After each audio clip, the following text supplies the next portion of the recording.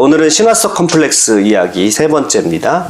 오늘은 나르시시즘에 대해서 여러분과 같이 재밌는 시간 갖도록 하겠습니다. 나르시시즘은 자신의 외모나 능력 같은 어떤 특정한 부분을 지나치게 자기 자신이 뛰어나다 이렇게 생각하고 아니면 그것을 지나치게 이제 자기 자신을 너무 사랑하는 그런 자기중심적 성향을 또는 그런 행동을 일컬어서 우리가 나르시시즘이라고 그럽니다. 이 나르시시즘은 원래는 이제 성격 장애의 일종으로 분류가 되어 있어요. 그래서 원래는 이게 이제 정신분석학에서 맨 처음에 프로이트가 한 얘기입니다. 그래서 이거는 지금은 나르시시즘에서 이제 정식으로 이제 성격 장애로 이제 분류가 되어 있는 그런 질병의 종류입니다. 그래서 자신의 외모나 능력 같은 어떤 이유를 들어서 지나치게 자신이 뛰어나다고 믿거나 아니면 자기를 사랑하는 자기중심성 또는 그런 행동을 일컫는 말인데요. 발달 단계에 있어서도 이제 어린아이들은 누구나 다 이 나르시시스트라고 할 수 있죠. 극히 자기중심적이고, 아이는 그렇게 생각한다고 그래요. 내가 나는 엄마의 욕망의 대상이야. 엄마가 나를 전적으로 나를 이제 존중해줘. 이렇게 일종의 황제 같은 그런 마음을 좀 가지고 있다고 그래, 아기들이. 그래서 이제 이것도 발달 관계 과정에서 대단히 이제 하나의 과정처럼 지나가는 그런, 그리고 특별히 이제 우리 사춘기의 청소년기가 이 나르시스트적인 그런 경향이 강합니다. 그래서 자기 외모라든지 자기에 대한 어떤 자기의 능력에 대해서 과대평가하고 마치 자기가 세상을 다 구원할 것 같은 그런 일종의 망상에 빠지기도 하는데, 이제 그것은 극히 정상적인 청소년기에 지나가는 과정이고요. 그런 과정을 통해서 자기의 정체성을 확립하는 이제 그런 발달 단계하는 일종의 과정이라고 보면 됩니다. 자, 그런데 이제 여기서 저는 질병 얘기를 하고 싶은 것은 아니고요. 나르시시즘이라는 질병에 대해서 얘기하고 싶은 건 아니고요. 과연 우리가 이제 이런 나르시스적인 성향을 인간은 누구나 다 가지고 있거든요. 여기서 벗어날 수 있는 사람은 아무도 없습니다. 과연 이런 자기애적인 나르시스적인 그런 성향을 우리가 벗어날 수 있을까 생각해보면, 인간은 이제 보통의 인간 같은 경우에는, 보통 모든 사람들은 유아적 나르시시즘에서 이제 성숙한 나르시시즘으로 이렇게 변해가는, 유아적 나르시시즘이라고 하면 이제 극도로 나르시시즘, 거의 이제 병적인 그런 나르시시즘이라고 할 수 있죠. 그렇지만 인간은 누구나 다 자기 자신을 사랑하고 자기중심적으로 사고를 하기 때문에 그걸 얼마큼 성숙하게 타인과의 소통, 그래서 타인과의 주고받음 또는 타인과의 올바른 관계 속에서 그것을 채울 수 있느냐라고 하는 것이 이제 관건이라고 할 수 있고요. 그래서 성숙한 단계 나르시시즘으로 성장해 가는 것이고, 또 그 이상의 어떤 이제 성숙한 나르시시즘에서 그 이상의 단계, 그것은 그 타자의 발견이라고 할 수 있는데, 거기까지도 인간은 성장할 수 있다고 봅니다. 그러나 기본적으로 인간은 이런 자기애적인 나르시스적인 그런 성향은 영원히 벗어날 수는 없겠죠. 다만 그것을 어떻게 타인과의 관계 속에서 이제 효과적으로 또는 타인과의 관계 속에서 같이 풀어갈 수 있느냐, 이것이 이제 성숙한 그런 사람이라고 볼 수 있겠습니다. 그래서 여기서는 이제 나르시스트라고 하는 그런 병약적인 그런 관점보다는 인문학적으로 보편적인 원리를 우리가 한번 이 나르시스적에서 한번 찾아보고자 합니다. 이 그림을 한번 보시면, 원래 나르키소스는 물의 신 케피소스와 님프 리리오페 사이에서 태어난 아들이에요. 그런데 이제 아기가 태어났어요. 그래서 리리오페가 나르키소스를 예언자 테레시아스, 그리스 로마 신화에 보면 테레시아스가 나오죠. 예언자 테레시아스에게 데려가가지고 자신의 아들이 오래 살 것 같냐고 이렇게 물어봤어요. 물어봤더니 테레시아스가 뭐라고 얘기하냐면, 자신의 얼굴만 보지 않으면 오래 살 거다, 이렇게 얘기를 합니다. 그래서 안심을 하고, 이제 어렸을 때부터 이제 리리오페는 자기 아들이 자기 얼굴을 보지 않도록 자기 집안에 비출 수 있는 모든 것들은 다 치웠습니다.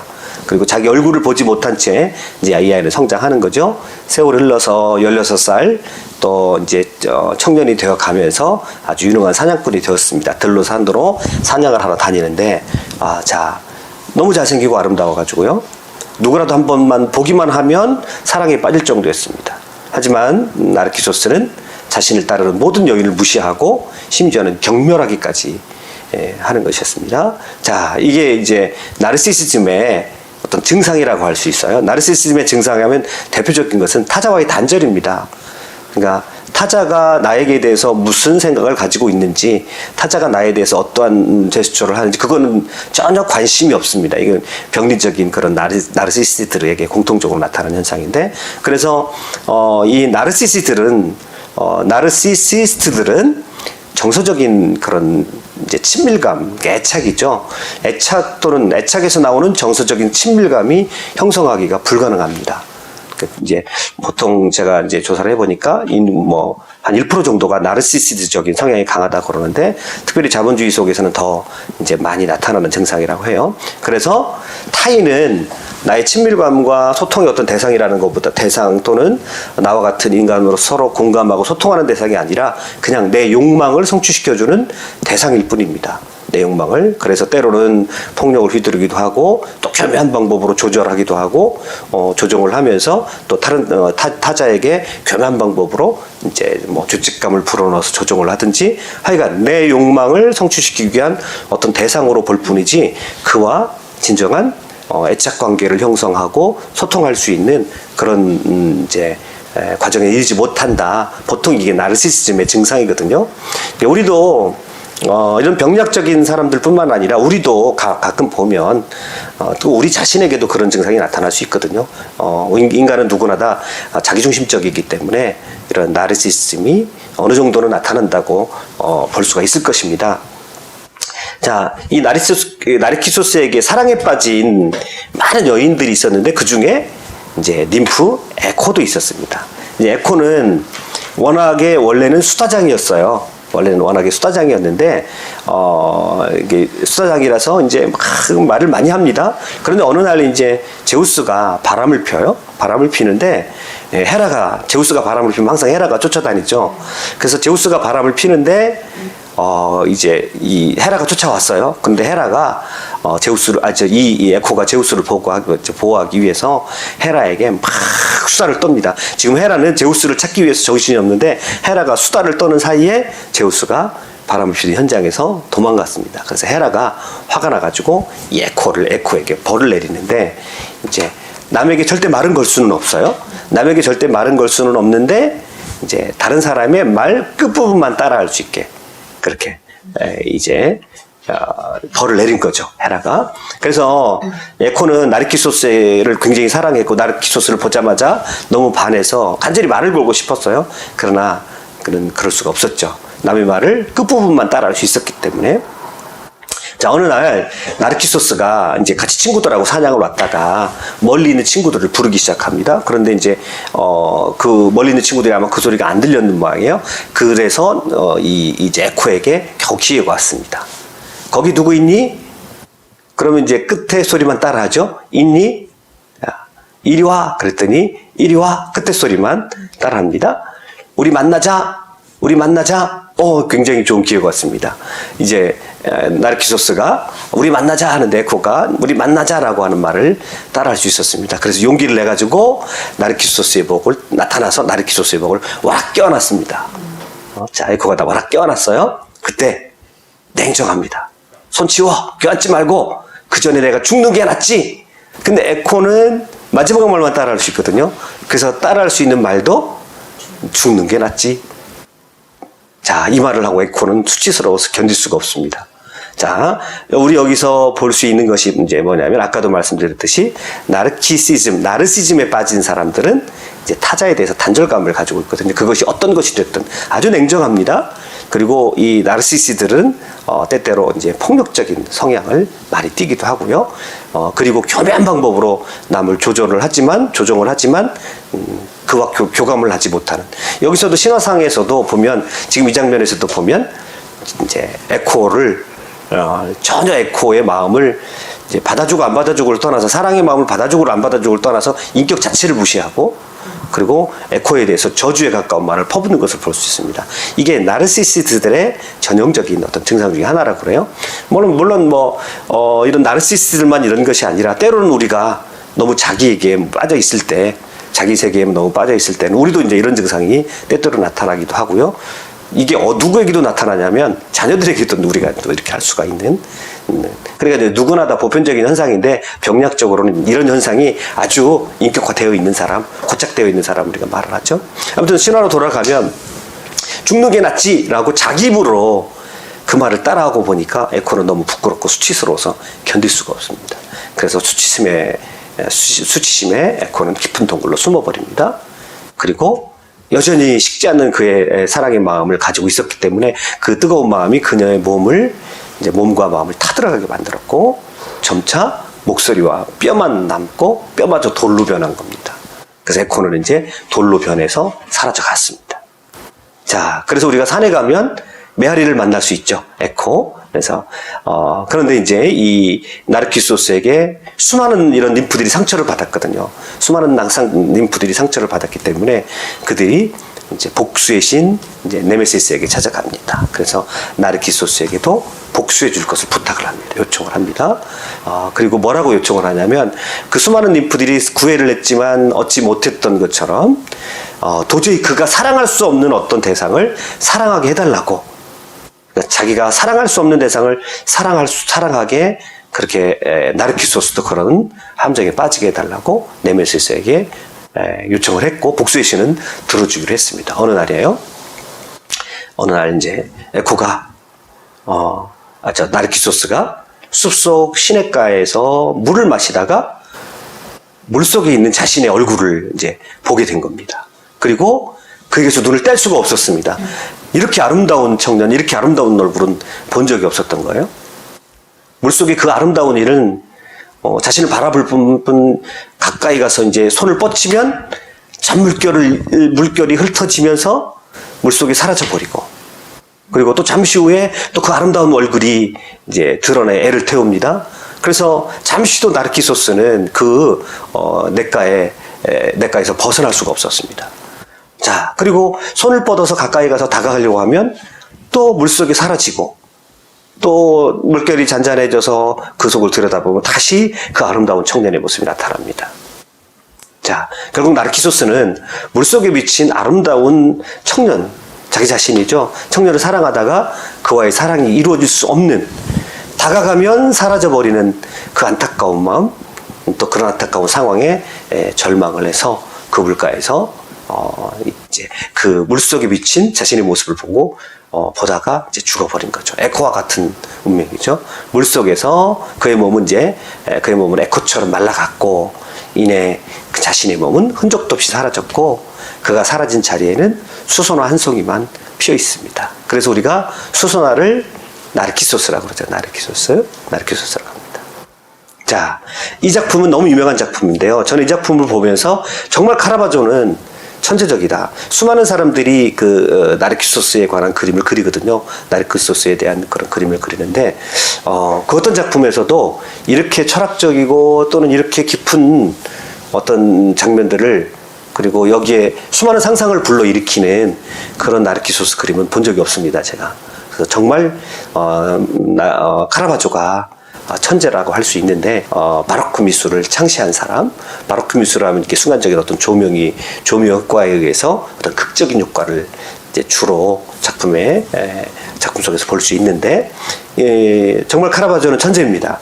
제가 이 작품은 정말 찬탄에 맞지 않는 그런 작품인데 자 거기 가만히 들여다보면 이 작품을 가만히 들여다보면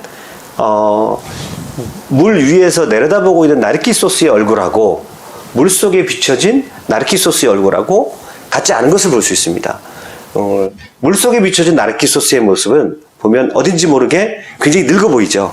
늙어 보여요. 자, 이거 여기서 굉장히 신화를 이 카라바조도 대단히 신화를 잘 알았고 신화를 창조적으로 자기가 해석을 해서 자기 그림 속에 넣었다는 것을 볼 수 있는데요.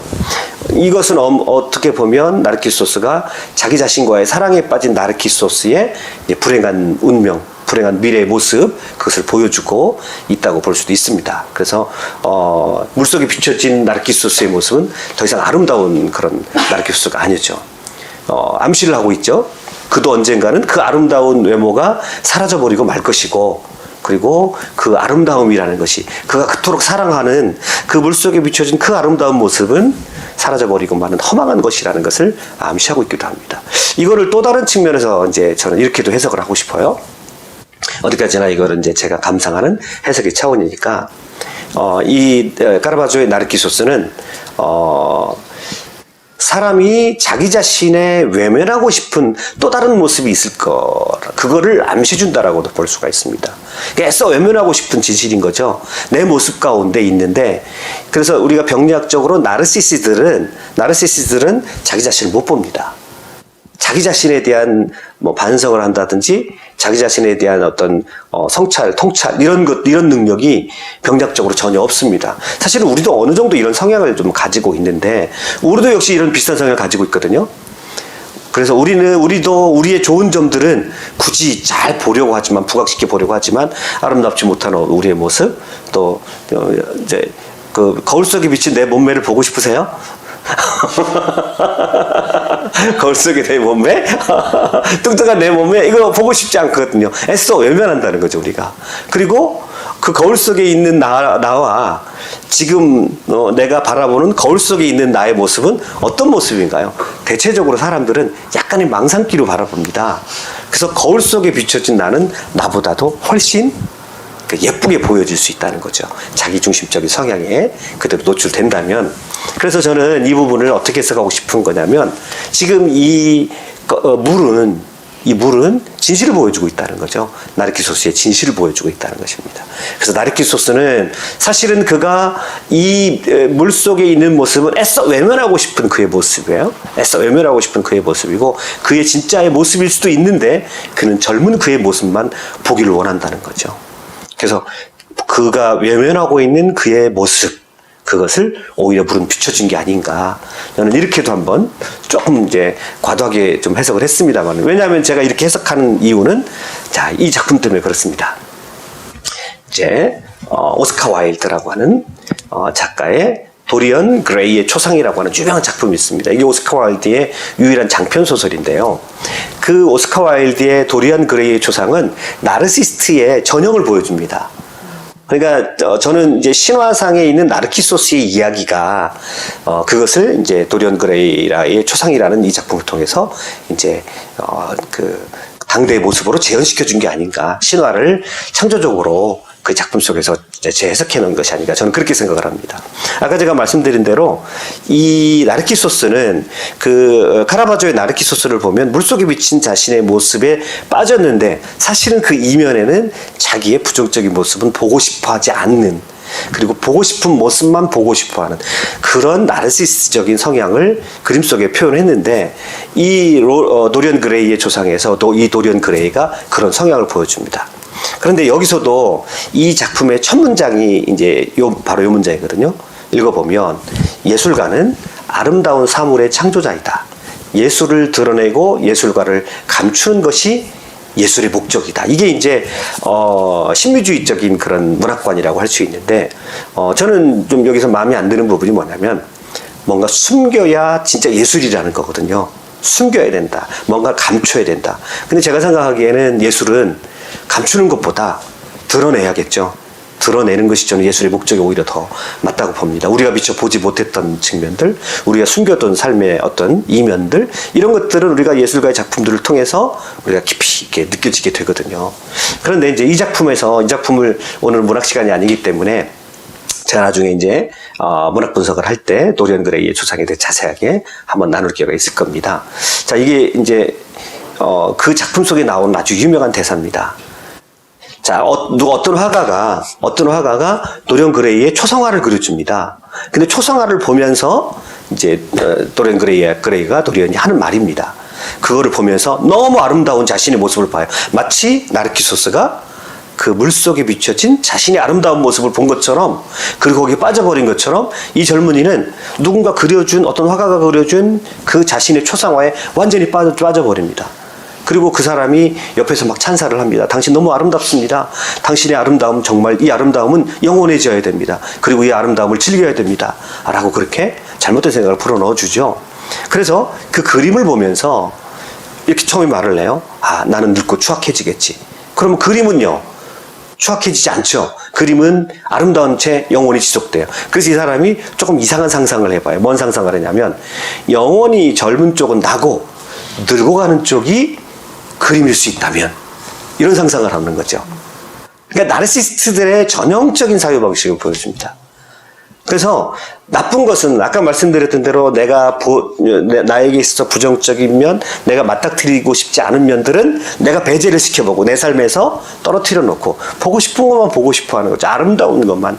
그래서 인생의 제일 아름다운 기가 청춘이라고 생각하는 거예요. 그 청춘, 아름다움만 즐기고 그래서 실제로 이 그림 속에서 그럴 수만 있다면 무엇이든지 주겠어요. 그러니까 나는 이대로 있고 그림처럼 나는 늙어가지 않고 오히려 그림이 늙어갈 수 있다면.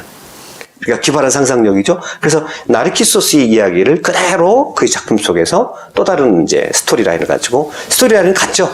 또 다른 이제 장치들을 통해서 그대로 하고 있는 것을 볼 수 있습니다. 그래서 실제로 이 도리언 그레이는 늙지 않아요. 늙지 않고 온갖 쾌락을 다 누리는 그런 장면이 이제 스토리가 전개가 됩니다. 그러면 우리가 나르키소스의 스토리를 통해서 이 사람의 운명도 예측할 수가 있죠.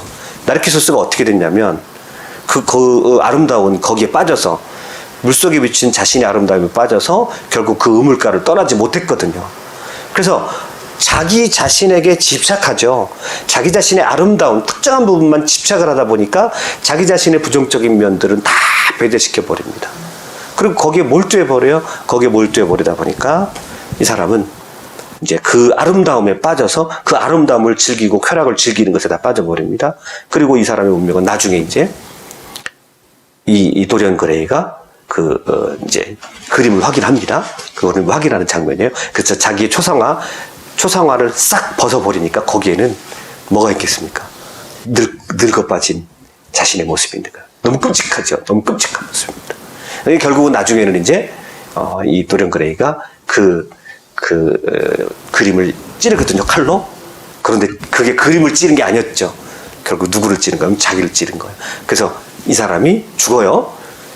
사람들이 이제 그 과정에 여러 가지 스토리라인이 있는데, 결국 자기가 그림을 찌르는 건 자기가 죽는 거예요. 그래서 나중에 보니까 늙은 자신의 모습이 다른 사람이 발견한 걸 보니까 늙은 이제 도리언 그레이를 발견할 수 있었어요.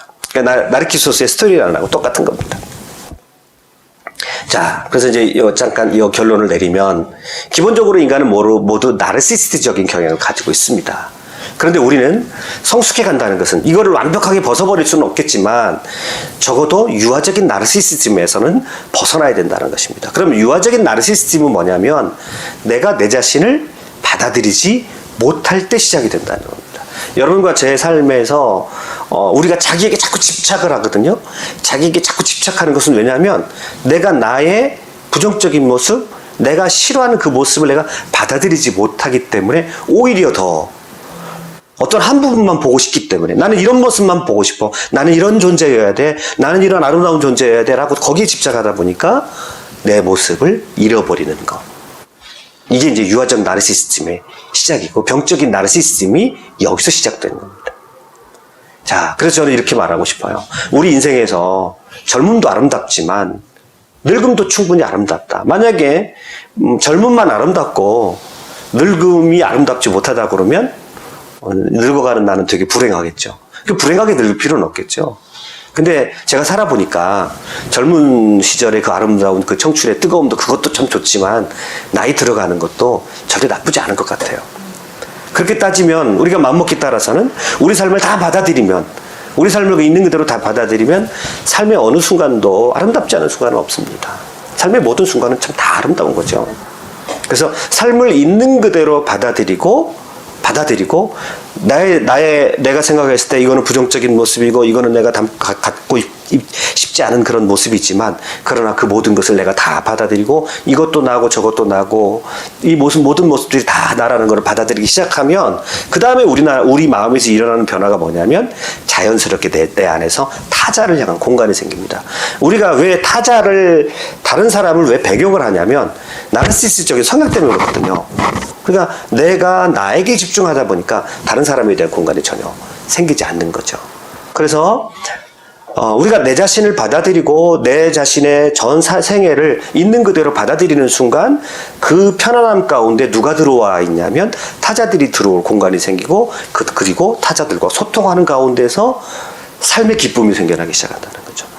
사실은 자기에게 집중하면서 나르시시적인 그런 쾌락은 그거는 말 그대로 쾌락, 그 잠시 잠깐 나를 즐겁게 하는 것이지 나에게 존재의 의미를 준다든지 삶의 가치와 의미를 풍요롭게 하는 그런 풍요로움과 멀고 오히려 나를 파괴시켜주는 그런 힘으로 작동할 경우가 많다는 거죠. 그래서 우리 삶의 풍요로움은 이렇게 타자와의 어떻게 편안한 공간을 마련할 수 있느냐 이거거든요. 그래서 우리가 자식을 키워보면 만약에 엄마들 입장에서 엄마들이 듣고 있으니까 엄마들 입장에서 내 자식이 없었다 한번 생각을 해보면 내 삶은 어떻게 됐을 것 같습니다. 여러분의 그 자녀가 없었다.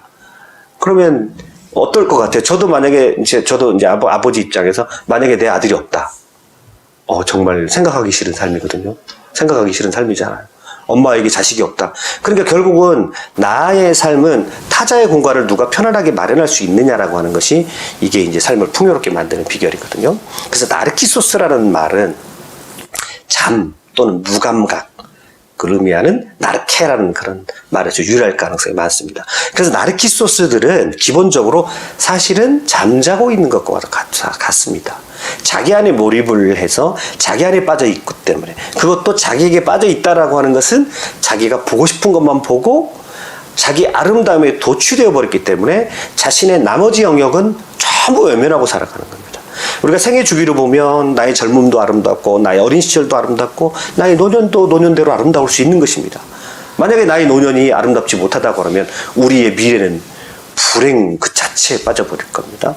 그래서 이 자아도취의 잠, 나르케라고 하는 이 자아도취의 잠에서 깨어나고 그래서 내 자신을 있는 그대로 다 받아들일 때 우리 안에서는 타자의 공간이 생겨나기 시작하면서 비로소 삶이 깨어나기 시작하고 거기에서 진정한 삶의 아름다움이 생겨날 수 있다라고 하는 것이 제가 나르키소스의 신화를 통해서 나르시시즘을 통해서 인문학적으로 여러분과 저의 삶 가운데 한번 적용시켜보고 싶은 그런 내용입니다. 다시 한번 말하지만 결론으로 한마디만 더 하면 삶은 아름답지 않은 순간은 하나도 없습니다.